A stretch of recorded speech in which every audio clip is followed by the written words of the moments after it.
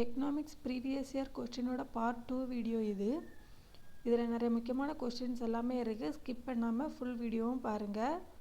வாங்க கொஸ்டினுக்குள்ளே போகலாம். பின்வருவனவற்றுள் எந்த நாடு தெற்காசிய நாடுகளின் பிராந்திய கூட்டமைப்பில் உறுப்பினர் இல்லை? சீனா. குறைந்தபட்ச கூலிச்சட்டம் அறிமுகப்படுத்தப்பட்ட ஆண்டு 1948. பின்வருவனவற்றுள் எது மறைமுக வரி? சேவை வரி.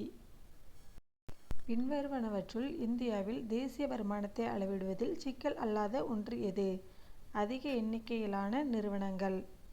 ஒரு நாட்டின் மூலதன ஆக்கம் எதை சார்ந்துள்ளது? சேமிப்பு. அடுத்து பொறுத்துக. ஆடம் ஸ்மித் பொருளியலின் தந்தை. ஜே.எம். கீன்ஸ் புதிய பொருளியலின் தந்தை. சேபத் வாராந்திர விடுமுறை. ஜூப்ளி வருடம். கீழ்வருவனவற்றுள் ஒன்று 9வது ஐந்தாண்டு திட்டத்தின் கீழ் குறைந்தபட்ச அடிப்படை பணிகள் திட்டத்தில் இடம்பெறவில்லை. தற்சார்பை அடைவதற்கான முயற்சிகளை வலிமைப்படுத்துதல். ஒரு ஆண்டில் நாட்டின் எல்லைக்குள் உள்ள உற்பத்தி காரணிகளால் உற்பத்தி செய்யப்பட்ட வெளியீடுகளின் மொத்த மதிப்பு. மொத்த உள்நாட்டு உற்பத்தி. பொறுத்துக. சுயமிசிதா சிறுகடன் மற்றும் சிறுதொழில் முன்னேற்றம். ஸ்டெப் பெண்களுக்கான வேலைவாய்ப்பு மற்றும் பயிற்சி திட்டம். ஸ்வேதர் பெண்களுக்கான ஒருமைப்பாடு மற்றும் புனிதத்தை தருவது. ஸ்வேலம்பன் பெண்களுக்கு பயிற்சி மற்றும் சுய தொழிலில் புதிய வாய்ப்பு அளிப்பது. சற்று மிதமான தொழில் செய்யும் 5000 அடிப்படை வளர்ச்சிதை மாற்றத்தின் போது தேவைப்படும் கலோரியின் அளவு 460 கலோரிகள். பொறுத்துக. வெனிஸ் வங்கி 1157, இங்கிலாந்து வங்கி 1894, வங்காள வங்கி 1806, ஆம்ஸ்டர்டாம் வங்கி 1809. அடுத்தும் பொறுத்துகதான். முழு வறுமை அடிப்படை வசதிகள் இல்லாமை. முன்னிலை வறுமை அமைப்பு சார்ந்த வறுமை. இரண்டாம் நிலை வறுமை திறமையற்ற குடும்ப நிர்வாகம். நகர்ப்புற வறுமை வேலை சார்பு. கீழ்வருவனவற்றை பொருத்தி சரியான விடையை தேர்வு செய்க. முட்டை வெள்ளி புரட்சி. உரம் சாம்பல் புரட்சி. தேன் பொன் புரட்சி. தோல் பழுப்பு புரட்சி. தொழில் வரி விதிப்பது மாநில அரசு. ஜி.எஸ்.டி அமலுக்கு வந்த தேதி எது? ஜூலை 1, 2017.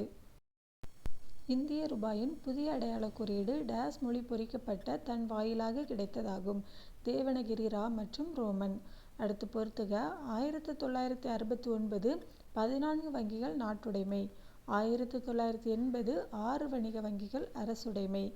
1949 ஆர்.பி.ஐ அரசுடைமை. 1973 மொத்த கோதுமை கொள்முதல் நாட்டுடைமை. அடுத்து பொறுத்துக. லெஃப்ட் சைடு காலமும் ரைட் சைடு மக்கள் தொகை கொடுத்துருக்காங்க. 1971 to 81 68.5 கோடி. 1981 to 91 84.4 கோடி. 1991 to 2001 102.9 கோடி. 2001 to 2011 121 கோடி. ஊரக நிலமற்றோர் வேலைவாய்ப்பு உறுதி திட்டம் தொடங்கப்பட்ட ஆண்டு 1983. இந்தியா தசம நாணய முறைக்கு மாறிய காலம் April 1957. In India national income is calculated with the help of 3 methods. அதாவது இந்தியாவில் தேசிய வருமானம் எத்தனை முறைகளில் கணக்கிடப்படுகிறது அப்படின்னு. அது 3 மெத்தடு 3 முறையில் நம்ம தேசிய வருமானம் கணக்கிடப்படுகிறது. இந்திய ரிசர்வ் வங்கியின் முதல் கவர்னர் யார்?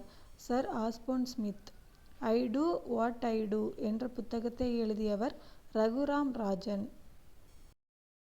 முதல் தொழில் கொள்கை தீர்மானம் நிறைவேற்றப்பட்ட ஆண்டு 1948.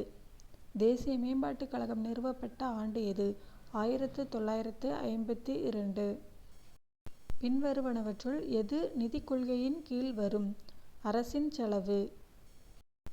இறக்குமதியின் மதிப்பை காட்டிலும் ஏற்றுமதியின் மதிப்பு கூடுதலாக இருக்கும் பொழுது உள்ள வணிக நிலை சாதகமான வணிக நிலை.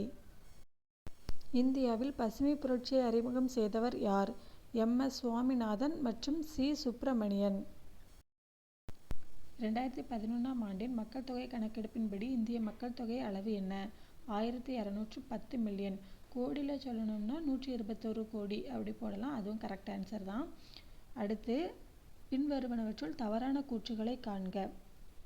1 மற்றும் 4 தவறு, மீதியெல்லாம் கரெக்டு. மக்கட்தொகை பெருக்கத்தின் காரணமாக கிடைக்கக்கூடிய தலைவீத தண்ணீர் அளவு குறையும். நீர்நிலைகளின் தரக்குறைவிற்கு நகர்மயமாதலும் தொழில்மயமாதலும் காரணமாகும். இந்த ரெண்டும் கரெக்டு, மீதி பேலன்ஸ் இருக்கிறது தவறு. பின்வருவனவற்றுள் எந்த ஒன்று பணத்தின் முதன்மையான பணி ஆகும்? மதிப்பினை அளவிடும் அளவுகோல். கீழ்கண்டவற்றுள் எந்த கமிட்டி 1988ஆம் ஆண்டு ஏற்படுத்தப்பட்டது? இந்திரஜித் குப்தா கமிட்டி. இந்தியாவின் முதல் திட்டக்குழு யாருடைய தலைமையில் அமைக்கப்பட்டது? பண்டிட் ஜவஹர்லால் நேரு. இந்தியாவில் நில சீர்திருத்த நடவடிக்கைகளின் ஒரு பகுதியாக முதலில் இடைத்தரகர்களை ஒழிப்பதற்கான நடவடிக்கை எடுக்கப்பட்ட ஆண்டு 1948. இந்தியாவில் தேசிய வருமானத்தை கணக்கிடும் போது கீழ்கண்டவற்றுள் எவை பிரச்சினையாக இருப்பது? பணமில்லா பரிவர்த்தனைகள். கீழ்கண்டவர்களில் எவர் இந்திய நிதி ஆணையத்தின் தலைவராக இருந்ததில்லை? பிரணாப் முகர்ஜி. 14வது நிதிக்குழுவின் தலைவர் யார்? ஒய். வி. ரெட்டி. வெண்மை புரட்சியின் தந்தை என கருதப்படுபவர் வி. குரியன். அடுத்து பொறுத்துக.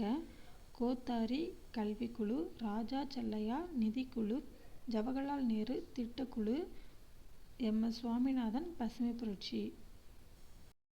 பொதுத்துறை மற்றும் தனியார் கூட்டு பங்களிப்பால் இந்தியா அதிக அளவில் முதலீடு பெற்றுள்ள ஒரே துறை சாலை போக்குவரத்து மற்றும் விமான நிலையங்கள் நவீனமாக்கல் துறை.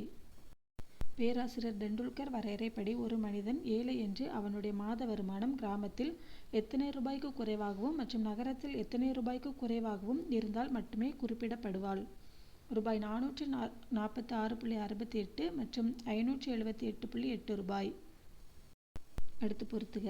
9வது திட்டம் 1997 to 2002, 10வது திட்டம் 2002 to 2007, 11வது திட்டம் 2007 to 2012, 12வது திட்டம் 2012 to 2017.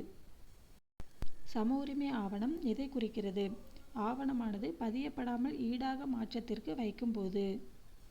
மகாத்மா காந்தி தேசிய ஊரக வேலைவாய்ப்பு உறுதியளிப்பு திட்டம் நடைமுறைக்கு வந்த ஆண்டு 2005. எந்த சமுதாயத்திலும் வறுமை ஒரு முக்கிய சுட்டிக்காட்டி என்று கருதப்படுகிறது? பொருளாதார பின்னடைவு. 1951ஆம் ஆண்டு மக்கள் தொகை பெருக்க வீதம் இவ்வாறு அழைக்கப்படுகிறது. சிறுபிளவு ஆண்டு. ஜன்தன் திட்டத்தின் குறிக்கோள் அனைவரையும் உள்ளடக்கிய பொருளாதார முன்னேற்றம். யூனிசெஃபின் தலைமையகம் நியூயார்க். இந்தியாவின் அதிக மக்கள் தொகை அடர்த்திக்கான முக்கிய காரணம் அதிகரிக்கின்ற பிறப்பு விகிதத்துடன் குறைகின்ற இறப்பு விகிதம். பன்னாட்டு நிதி நிறுவனம் தோற்றுவிப்பதற்கான தீர்மானம் எங்கு நிறைவேற்றப்பட்டது? பிரெட்டன் வூட்ஸ் மாநாடு. முதல் மனிதவள மேம்பாட்டு அறிக்கையானது 1990ஆம் ஆண்டு UNDP நிறுவனத்தால் டேஸ் என்ற பொருளியல் அறிஞரின் வழிகாட்டுதலின்படி வெளியிடப்பட்டது. முஹம்மத் உல் ஹக். பார்ட் 1 பார்ட் 2 ரெண்டு வீடியோலையும் டோட்டலாக 80 கொஸ்டின் இருக்குது. பேலன்ஸ் பார்ட் 3ல் கண்டிப்பாக முடிச்சிடுறேன். ஏதாவது டவுட் இருந்தால் கமெண்ட்டில் சொல்லுங்கள். மறக்காமல் வீடியோக்கு லைக் பண்ணுங்கள், சேனலை சப்ஸ்கிரைப் பண்ணி வச்சுக்கோங்க. அப்போ தான் நான் போடுற வீடியோ உங்களுக்கு உடனே வரும். Thank you.